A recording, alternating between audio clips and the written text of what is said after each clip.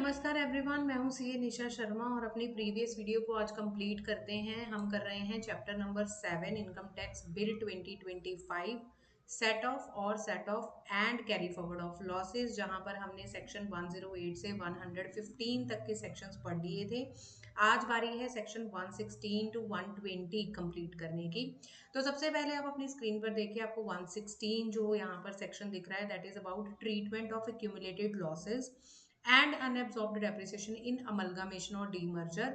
तो अगर अमलगामेशन और डीमर्जर हुआ है, उस केस में अनएब्सॉर्ब्ड डेप्रिसिएशन और लॉसेस को कैरी फॉरवर्ड कौन कर सकता है, कौन सी कंडीशंस सेटिस्फाई करनी जरूरी है, वो हमें बताता है सेक्शन 116।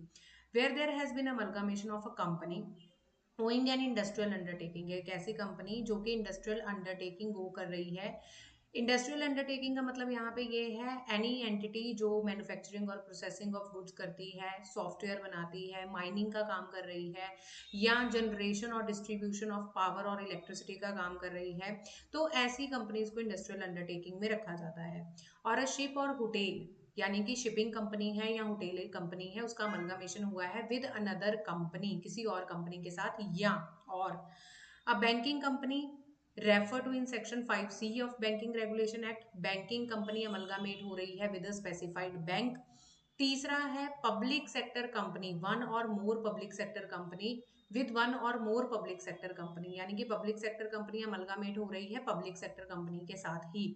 चौथा पॉइंट है erstwhile public sector company with one और मोर कंपनी और companies. Erstwhile public sector company का मतलब यहाँ पर है ऐसी कंपनी जो अर्लियर टैक्स ईयर्स में पब्लिक सेक्टर कंपनी थी, लेकिन government, central government, state government ने अपनी शेयर होल्डिंग सेल ऑफ कर दी है, जिसकी वजह से अब वो पब्लिक सेक्टर कंपनी नहीं रही। तो अगर ये चार कैटेगरीज की जो कंपनीज हैं वो अमलगामेट हो रही है, तो उस केस में ई रिस्पेक्टिव, अब यहाँ पर नॉट विद स्टैंडिंग की जगह पर ई रिस्पेक्टिव वर्ड रिप्लेसमेंट ले रहा है। Irrespective of anything in any other provision of this act, तो एक्ट की किसी भी प्रोविजन में कुछ भी लिखा गया हो, एक्यूमुलेटेड लॉसेज और अनएब्सॉर्ब्ड डेप्रिसिएशन जो अमलगामेटिंग कंपनी के होंगे, यानी कि जो कंपनी अमलगामेट हो रही है उसके लॉसेज और अनएब्सॉर्ब्ड डेप्रिसिएशन जो हैं वो ट्रांसफर हो जाएंगे, कैरी फॉरवर्ड हो जाएंगे बाय अमलगामेटेड कंपनी। ठीक है, किस साल में ट्रांसफर होंगे, किस साल में कैरी फॉरवर्ड किए जाएंगे? इन विच अमलगामेशन वाज इफेक्टेड, जिस साल में अमलगामेशन टेक प्लेस हुई है। And other provision of this act relating to set off and carry forward of loss and allowances for depreciation shall apply accordingly. Set off और कैरी फॉरवर्ड की provisions जो हैं वो वैसे ही लगेंगी जो हम नॉर्मली केसेस में लगाते हैं। सबसेक्शन 2 पे आए। सबसेक्शन 2 बात करता है दैट जो आपका एक्यूमुलेटेड लॉस और अनएब्सॉर्ब्ड डेप्रिसिएशन का पार्ट है, किसमें? डी में, यानी जो आपने सबसेक्शन डी पढ़ा था जिसमें हम एर्स्टवाइल पब्लिक सेक्टर कंपनी की बात कर रहे हैं, जिसमें वो कंपनी स्ट्रेटेजिक डिसइन्वेस्टमेंट में कवर होती है, यानी कि गवर्नमेंट ने अपनी शेयर होल्डिंग सेल ऑफ कर दी है। उस केस में shall not exceed the accumulated loss and unabsorbed depreciation of public sector company as on the date on which it ceases to be a public sector company। जिस दिन ये company public sector company नहीं रही, उस दिन तक के जो अनएब्सॉर्ब्ड डेप्रिसिएशन और लॉसेज हैं, एक्यूमुलेटेड लॉसेज हैं, सिर्फ वो ही आप कैरी फॉरवर्ड या सेट ऑफ कर सकते हो। इससे ज्यादा आप अनएब्सॉर्ब्ड डेप्रिसिएशन या एक्यूमुलेटेड लॉस को कैरी फॉरवर्ड नहीं कर सकते। अब आपकी क्लियरेंस के लिए, क्लैरिटी के लिए कुछ डेफिनेशंस दी गई हैं, जैसे कि erstwhile public sector company means a company जो पहले पब्लिक कंपनी थी अर्लियर टैक्स ईयर में, लेकिन ceases to be due to strategic disinvestment by the government, लेकिन अब वो पब्लिक सेक्टर कंपनी नहीं रही। स्ट्रेटेजिक डिसइन्वेस्टमेंट का मतलब होता है सेंट्रल गवर्नमेंट ने या स्टेट गवर्नमेंट ने या पब्लिक सेक्टर कंपनी ने अपना शेयर सेल कर दिया है, जिसकी वजह से शेयर होल्डिंग में उनका जो पोर्शन है वो 51% से रिड्यूस हो गया है, और जो ट्रांसफर है यानी कि जो कंट्रोल है वो बायर को ट्रांसफर हो गया है। अब इस केस में ये सबसेक्शन 4 है, वो हमें कहता है irrespective of anything contained in subsection 1, subsection 1 में जो मर्जी लिखा गया हो, अगर ये कंडीशंस फुलफिल नहीं हुई तो आप अनएब्सॉर्ब्ड डेप्रिसिएशन को या एक्यूमुलेटेड लॉस को कैरी फॉरवर्ड नहीं कर सकते हो। तो क्या है वो कंडीशन? अमलगामेटिंग कंपनी जो बिजनेस कर रही है, उस बिजनेस को उसने 3 या उससे ज्यादा सालों के लिए किया होना चाहिए। दूसरी कंडीशन है अमलगामेशन से जस्ट 2 साल पहले तक जो आपकी बुक्स में फिक्स्ड एसेट्स आपको दिख रही हैं उसका 75% आप होल्ड कर रहे होने चाहिए till the date of amalgamation. Amalgamated company के लिए कंडीशन क्या है कि आफ्टर अमलगामेशन वो बिजनेस कंटिन्यू करेगी फॉर मिनिमम 5 इयर्स, यानी वही same business amalgamated company continue करेगी 5 इयर्स के लिए। और अमलगामेशन के टाइम पे जो बुक वैल्यू थी फिक्स्ड एसेट्स की उसका 75% यानी एटलीस्ट 3/4 जो है वो कंटिन्यूएशन में होल्ड करेगी अमलगामेटेड कंपनी। और फुलफिल सच अदर कंडीशंस, इसके अलावा अगर और कोई कंडीशन प्रिस्क्राइब की जाती हैं इन ऑर्डर टू इंश्योर कि ये अमलगामेशन जो थी वो जेन्युइन पर्पसेस के लिए हुई है, तो वो कंडीशन भी आपको फुलफिल करनी जरूरी है। अगर आप ये कंडीशंस फुलफिल करेंगे तो ही आप कैरी फॉरवर्ड कर सकते हैं अपने एक्यूमुलेटेड लॉस को और अनएब्जॉर्ब्ड डेप्रिसिएशन को। उसके अलावा अगर आप किसी साल में ये वाली जो कंडीशंस ऊपर दी गई हैं हमें सबसेक्शन 4 में, उनमें से किसी भी कंडीशन को फुलफिल नहीं कर पाए, if any of the conditions laid down, यानी इनमें से कोई भी कंडीशन अगर आप फुलफिल नहीं कर पाए, तो जिस साल में आप नॉन कंप्लाई करेंगे, जिस साल में आप वायलेट करेंगे इस प्रोविजन को, उस साल में आपका कैरी फॉरवर्ड किया हुआ अनएब्जॉर्ब्ड डेप्रिसिएशन और एक्यूमुलेटेड लॉस इनकम कंसीडर किया जाएगा। सो shall be treated as income of the amalgamated company chargeable to tax for the year in which non compliance occurs। ठीक है, अब यहाँ पर जब हम अमलगामेशन की बात कर चुके हैं तो जो हमें सबसेक्शन 6 है वो बताता है डीमर्जर। तो ये जो सबसेक्शन 6 है वो डीमर्जर की बात कर रहा है। irrespective of anything contained in any other provisions of this act, इस एक्ट की किसी भी प्रोविजन में जो मर्जी लिखा गया हो, हमने इसको ही ये प्रोविजन जो है वो ओवर पावर करेगी उसे। डीमर्जर में ये कहा जाता है दैट क्यूमुलेटेड लॉस और अनएब्जॉर्ब्ड जो डेप्रिसिएशन है वो रिजल्टिंग कंपनी के, यानी कि डीमर्जर के केस में जो डीमर्ज्ड कंपनी है उसके जो लॉसेस हैं और जो अनएब्जॉर्ब्ड डेप्रिसिएशन है वो रिजल्टिंग कंपनी को कैरी फॉरवर्ड की अलाउंस यानी कि परमिशन है। अब दो केसेस में डिवाइड किया गया है। अगर तो डीमर्जर जो हुआ है उसमें ये कैरी फॉरवर्ड और अनएब्जॉर्ब्ड डेप्रिसिएशन जो है वो डायरेक्टली रिलेटेड है उस अंडरटेकिंग से जो ट्रांसफर हो रही है। तो डायरेक्टली रिलेटिंग के केस में रिजल्टिंग कंपनी सारे का सारा जो अनएब्जॉर्ब्ड लॉस है या डेप्रिसिएशन है उसको कैरी फॉरवर्ड कर सकती है। लेकिन अगर डायरेक्टली रिलेटेबल नहीं है, यानी कि दो डिवीजन थी, डिवीजन 1 और डिवीजन 2, ठीक है, तो अब डीमर्जर जो हुआ है वो हुआ है डिवीजन 1 का। ठीक है, तो अब उस केस में क्या होगा कि जो आपकी अलाउंसेस है यानी कि जो आपके लॉसेस हैं और जो आपकी अनएब्जॉर्ब्ड डेप्रिसिएशन है उसको आप कैरी फॉरवर्ड करेंगे in proportion of assets retained by demerged company और रिजल्टिंग कंपनी। सो बहुत ही बेसिक सा फंडा है। अगर डायरेक्टली रिलेटेबल नहीं है उस केस में हम लॉस को और अनएब्जॉर्ब्ड डेप्रिसिएशन को कैरी फॉरवर्ड करेंगे इन द प्रपोर्शन ऑफ जिस प्रपोर्शन में फिक्स्ड एसेट्स जो आपकी थी, जो एसेट्स थी वो रिटेन की गई हैं बाय डीमर्ज्ड और रिजल्टिंग कंपनी। अब सबसेक्शन 8 पे आते हैं। यहाँ पर जो बात होती है वो होती है दैट सपोज कीजिए दैट बिजनेस रीऑर्गेनाइजेशन हुई है, यानी फर्म जो है वो कन्वर्ट हो गई है कंपनी में, या फर्म को जो है वो सक्सीडेड बाय कंपनी है जिसमें बात की गई है सेक्शन 71Z(d) और अ प्रोप्राइटरी कंसर्न प्रोप्राइटरशिप फर्म है वो भी सक्सीडेड बाय है कंपनी अंडर सेक्शन 71Z(f)। अब ये जो सेक्शन 70 है ना, ये पुराना सेक्शन जो था इनकम टैक्स एक्ट 1961 का, उसके सेक्शन 47 अगर आपको याद हो, certain transfers are not regarded as transfer, section 47 था, उसको रिप्लेस कर रहा है। तो यहाँ पर कहा गया है कि जो आपको सेक्शन 70 में कंडीशन दी गई है अगर वो फुलफिल हो रही हैं, तो अगर firm is succeeded by company है और अगर प्रोप्राइटरी जो कंसर्न है वो इज सक्सीडेड बाय कंपनी है, तो उस केस में एक्ट में कहीं पे भी कुछ भी लिखा गया हो, जो अक्यूमुलेटेड लॉस और अनअब्जॉर्ब्ड डेप्रिसिएशन फर्म या प्रोप्राइटरशिप फर्म का होगा वो अक्यूमुलेटेड लॉस और अनअब्जॉर्ब्ड डेप्रिसिएशन बन जाएगा कंपनी का। किस साल में? जिस साल में रीऑर्गेनाइजेशन हुई है, और सेट ऑफ और कैरी फॉरवर्ड की प्रोविजंस वैसे ही लगेंगी।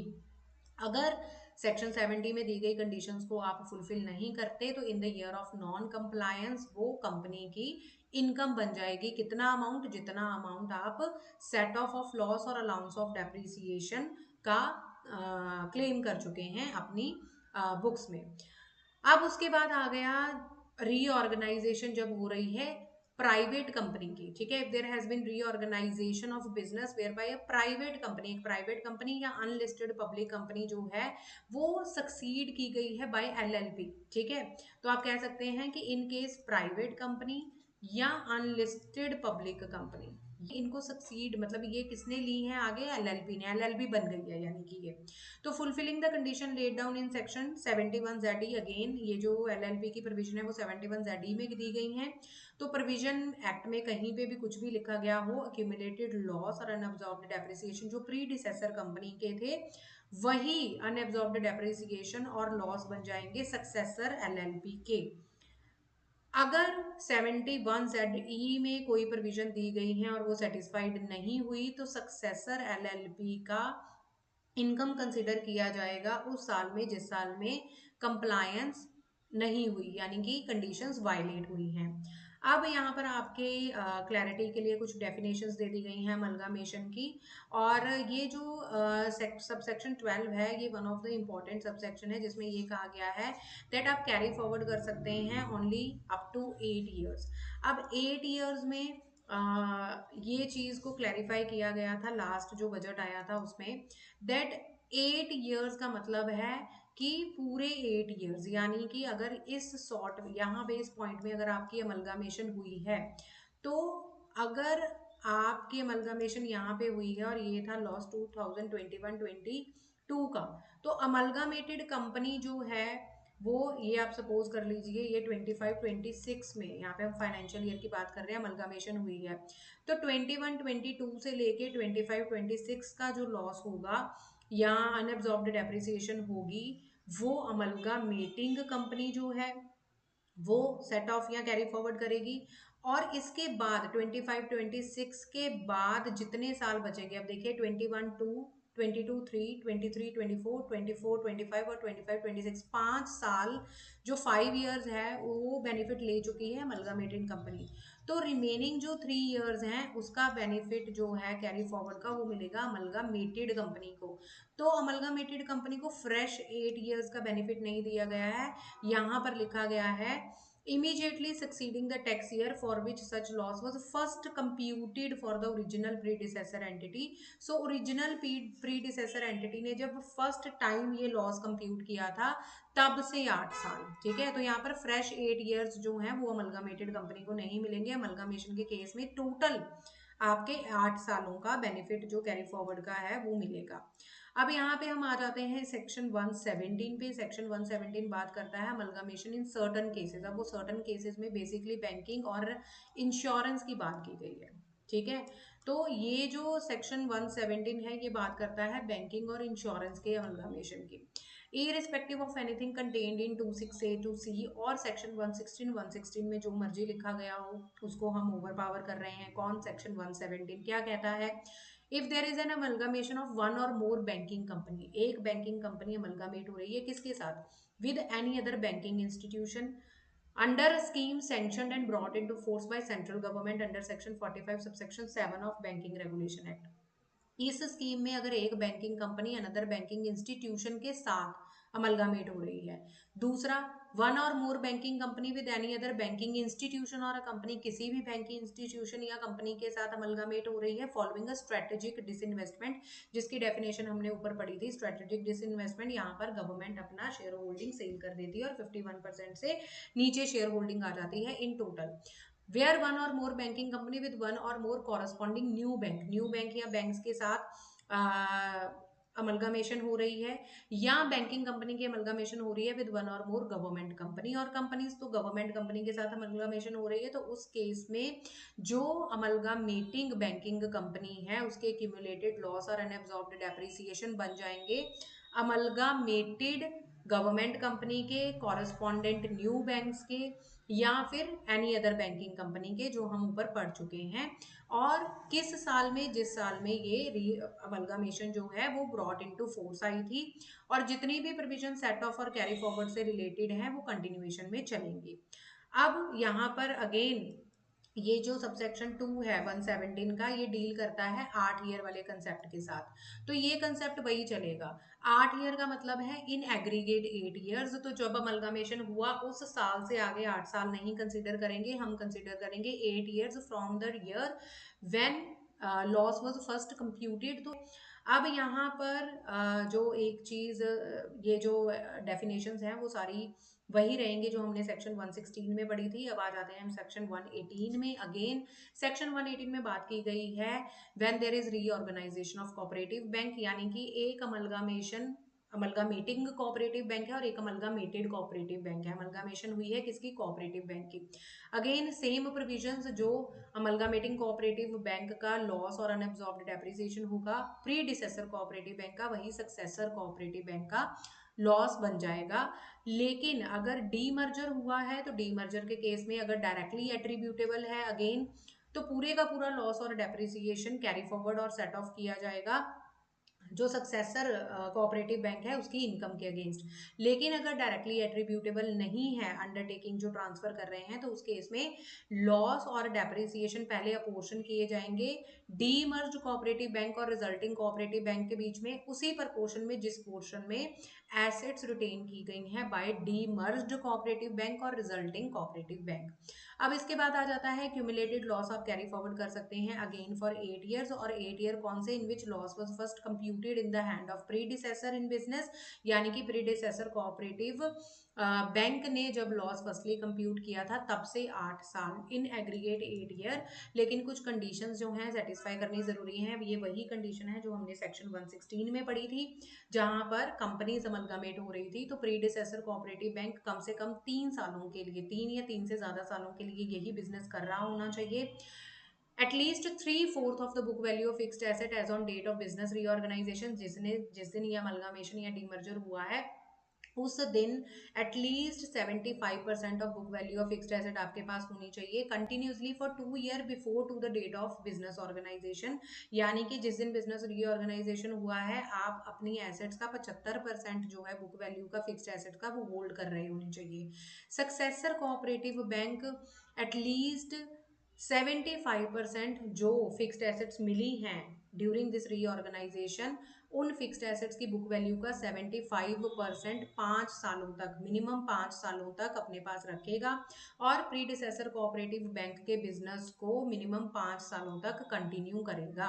इसके अलावा भी अगर कोई कंडीशंस हैं तो वो सेटिस्फाई करनी जरूरी है। और अगर आप ऊपर सबसेक्शन 4 में बताई गई कंडीशंस को सेटिस्फाई नहीं करते हैं, तो जिस साल आप नॉन कंप्लायंस कर रहे हैं, जिस साल में ये कंडीशंस वायलेट होंगी, उस साल में आपका जो एक्यूमुलेटेड बिजनेस लॉस है और अनअब्सॉर्ब्ड डेप्रिसिएशन है वो सक्सेसर कोऑपरेटिव बैंक के हैंड्स में इनकम कंसिडर किया जाएगा।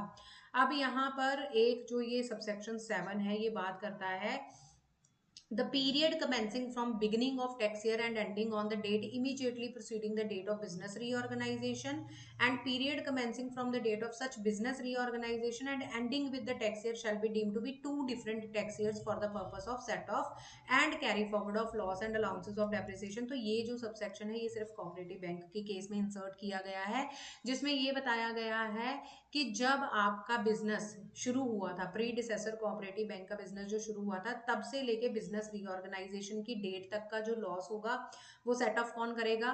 Predecessor cooperative bank. और from the date of reorganisation till the date of tax year, यानी कि 31 मार्च तब तक का जो लॉस होगा वो कौन सेट ऑफ और कैरी फॉरवर्ड करेगा? अमलगामेटेड यानी कि सक्सेसर कोऑपरेटिव बैंक। ठीक है, तो ये कंडीशन यहाँ पे बताई गई है। अब प्रैक्टिकल केसेस में जो सेक्शन 119 है उसकी यूसेज होती है, और सबसे ज़्यादा जो कंफ्यूजन का पॉइंट है वो सेक्शन 119 में आता है दैट अगर आपकी फर्म की चेंज इन कॉन्स्टिट्यूशन हुई है, चेंज इन कॉन्स्टिट्यूशन कब होगी? जब रिटायरमेंट होगी, डेथ होगी या फर्म डिसॉल्व होगी। तो अब वो कहा गया है in case of change in constitution of firm during a tax year such firm shall not be entitled to carry forward and set off so much of the loss. यानी कि section 119 हमें कहता है कि अगर फर्म में किसी partner की रिटायरमेंट हो गई है या डेथ हो गई है तो उस केस में फर्म के लॉस में से सबसे पहले जो डिसीज्ड पार्टनर है या रिटायर्ड पार्टनर है उसके लॉस के पोर्शन को हटाया जाएगा और रिमेनिंग लॉस जो बचेगा वो कैरी फॉरवर्ड किया जाएगा नेक्स्ट जो फर्म का रिमेनिंग यूजफुल लाइफ है उसमें। यानी कि जो डिसीज्ड पार्टनर है या रिटायर्ड पार्टनर है उसके लॉस का बेनिफिट जो पर्सन अभी एग्जिस्टेंस में नहीं है उसके लॉस का बेनिफिट फर्म नहीं ले सकती है। जो सबसेक्शन 2 है वो बात करता है if any person carrying on any business or profession, अगर कोई पर्सन बिजनेस या प्रोफेशन कैरी ऑन कर रहा है और वही बिजनेस जो है वो आगे ट्रांसफर हो गया है, ठीक है। If any person carrying on any business or profession has been succeeded in such capacity by another person, किसी पर्सन ने वो बिजनेस जो है वो सक्सीड कर लिया है, अब उस केस में आप कैरी फॉरवर्ड लॉस नहीं कर सकते और ना ही अनएब्सॉर्ब्ड डेप्रिसिएशन को अगले सालों में सेट ऑफ कर सकते हो। Otherwise then by inheritance, only inheritance के केस में ही आपको कैरी फॉरवर्ड ऑफ लॉस की या अनएब्सॉर्ब्ड डेप्रिसिएशन को आगे ले जाने की परमिशन है। अब तीसरा केस है in case of change in share holding of a company, अगर कंपनी की शेयर होल्डिंग चेंज हो गई है, not being a company in which public are substantially interested, मतलब यहाँ पे उस कंपनी की बात की जा रही है नॉट बीइंग अ कंपनी, ऐसी कंपनी नहीं इन which public are substantially interested, यानी कि जिसमें पब्लिक सब्सटेंशियली इंटरेस्टेड हो वो वाली कंपनी की बात यहाँ पे नहीं हो रही। During any tax year loss brought forward from any proceeding tax year shall not be allowed to be set off against the income of set tax year and subsequent tax years unless the following conditions are satisfied. तो आपको loss को carry forward करने की और unabsorbed depreciation को set off करने की permission नहीं है जब तक आप ये वाली कंडीशंस जो हैं वो फुलफिल नहीं करते। और कंडीशन क्या है, if the beneficial owner of share of the company carrying at least 51% of voting power as on the last day of tax year in which loss was incurred, जिस साल में लॉस इनकर हुआ था उसके लास्ट डे, उसके उस टैक्स ईयर के लास्ट डे में जो बेनिफिशियल ओनर्स हैं कंपनी के शेयर्स के वो एटलीस्ट 51% वोटिंग पावर अपने पास होल्ड कर रहे होने चाहिए।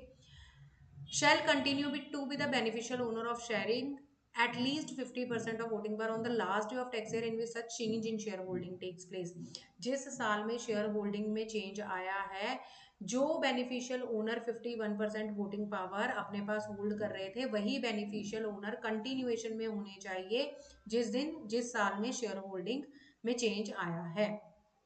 और अगर आपको क्लॉज ए में बताई गई कंडीशन अगर आप सेटिस्फाइड नहीं करते हो कंपनी के केस में, being an eligible startup refer to in section 140, यहाँ पर स्टार्टअप की बात की गई है, उस केस में all share holder of the company holding shares carrying voting power as on the last day of tax year, सारे के सारे शेयर होल्डर एलिजिबल स्टार्टअप के केस में सारे शेयर होल्डर की बात की गई है, ऊपर सिर्फ 51% की बात की गई थी। Such loss was incurred during the first 10 year beginning from the year of incorporation of company, तो जब ये एलिजिबल स्टार्टअप वाली कंपनी इनकॉर्पोरेट हुई है उस साल से सिर्फ 10 साल तक के लॉसेस को ही आप कैरी फॉरवर्ड कर सकते हो। Provision of subsection 3 shall not apply, ये जो सबसेक्शन 3 है इसकी प्रोविजन कब अप्लाई नहीं होगी, अगर शेयर होल्डर की डेथ की वजह से शेयर होल्डिंग में चेंज आया है और transfer of shares by way of gift to any relative of the share holder के किसी रिलेटिव को गिफ्ट के तौर पर शेयर ट्रांसफर करने की वजह से शेयर होल्डिंग में चेंज आया है। तो ये जो कुछ कंडीशंस हैं वो बताई गई हैं हमें चेंज इन शेयर होल्डिंग के केस में, जिसमें रेपिटेशन है दैट अगर कंपनी या सब्सिडरी की सब्सिडरी है तो उस केस में क्या क्या कंडीशंस जो हैं वो सेटिस्फाई करनी ज़रूरी हैं। तो ये सेक्शंस 119 यहाँ पर कवर होता है। उसके बाद अगर हम सेक्शन 120 की बात करते हैं जो कि अगेन बड़ा इंपॉर्टेंट सेक्शन है, जिसमें ये बताया गया है irrespective of anything to the contrary contained in any other provision of this act, any loss चाहे वो ब्रॉड फॉरवर्ड हो या अनएब्जॉर्ब्ड डेप्रिसिएशन हो वो अनडिस्क्लोज्ड इनकम के अगेंस्ट सेट ऑफ नहीं किया जा सकता। अनडिस्क्लोज्ड इनकम जो है वो आपकी सर्च की भी हो सकती है, रिक्विजिशन की भी हो सकती है और सर्वे की भी हो सकती है। तो ये जो है वो हमें बताता है सेक्शन 120।